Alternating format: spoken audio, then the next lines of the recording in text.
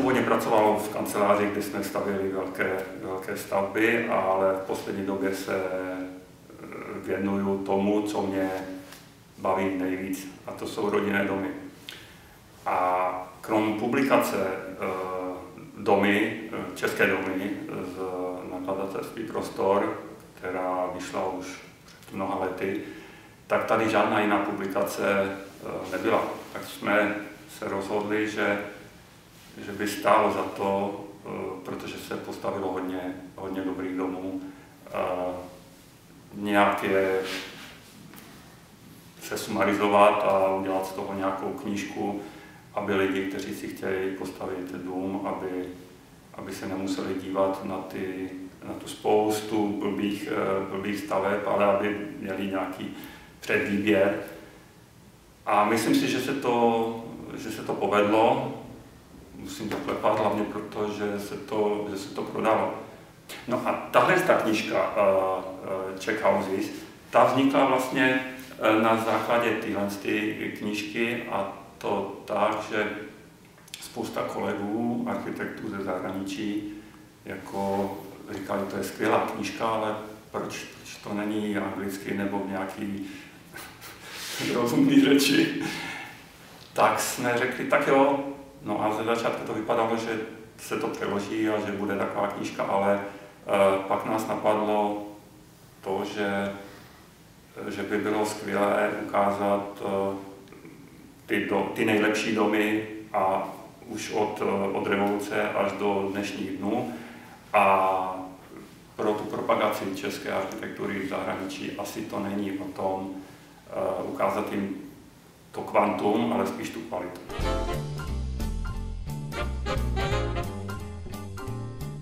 Myslím si, že v tomto segmentu těch rodinných domů není se proč omezovat, protože buď ten majitel má peníze nebo nemá peníze, ale ani to není o tom, protože kvalitní rodinný dům se dá postavit i za málo. V tomhle segmentu se můžeme srovnávat s tím světem, protože nezáleží na tom, jestli je ten rodinný dům velký nebo je malý, je to jedno.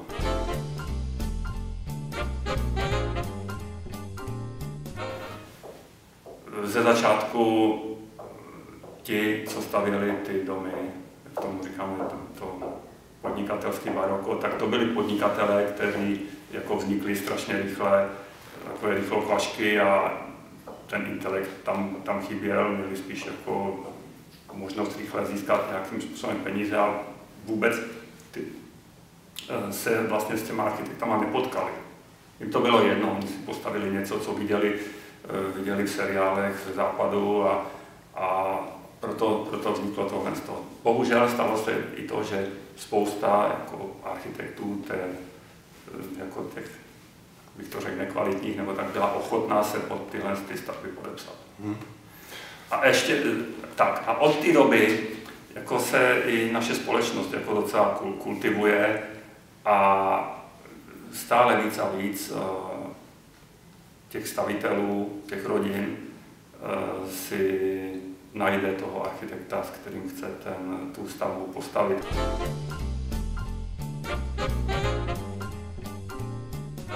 To záleží na tom programu, co chci, jak velký dům chci, tak ten stavitel nebo ta rodina nemusí chtít jako velký dům, ale dá se udělat i kvalitní dům. A já vždy říkám, že když si člověk najde toho správného architekta, tak společně s tím architektem může ušetřit. A to říkám takový jako příklad, stačí, že je nekvalitně vyřešen projekt a je tam 20 metrů čtverečních chodby jako navíc. A to je přesně ta cena za toho architekta.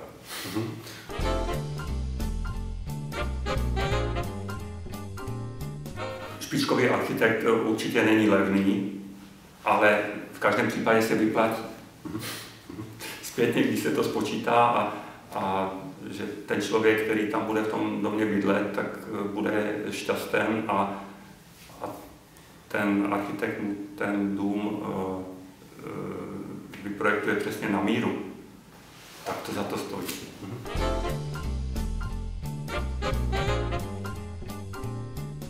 Tak v poslední době architektura pochopitelně docela globální, ale já jsem studoval v Budapešti a proto znám tu maďarskou scénu architektonickou a tam můžu říct, že tam ty domy jsou mnohem zdobnější než tady. A vychází to z té natury, kulturní tradice a z toho prostředí. A my jsme takový, jako jak to pan Rostislav Švacha, teoretik architektury, říkal, napsal v tom knížku, byli přísnější. Takže ty domy u nás jsou takové racionálnější, jednodušší.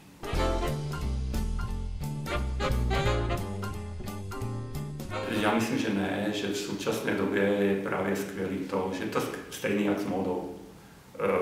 Vlastně slečny dámy si můžou vzít jako krátké sukně a dlouhé sukně a můžeme říct, že je nějaká móda v tomhle smyslu, určitě nějaký směry jsou, ale je to stejně s tou architekturou, že používají se všechny materiály.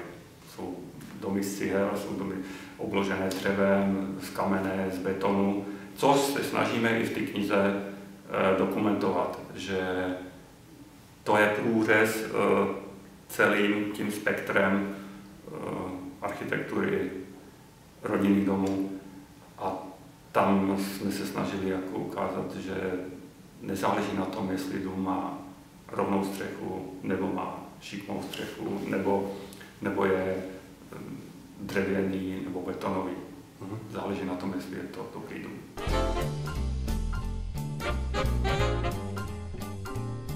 Já myslím, že většina architektů, a i v té knize to jsme se snažili zdůraznit, tak s tou ekologičností a s tou energetičností toho objektu počítá.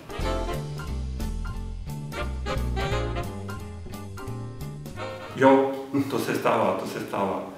No ale pak dojde k tomu, že se podíváme na to místo, kde ten dům má stát a bavíme se o tom, co bych chtěl a jak bych chtěl a často to dopadne naprosto jinak a i přesto jsou ty lidi jako spokojení.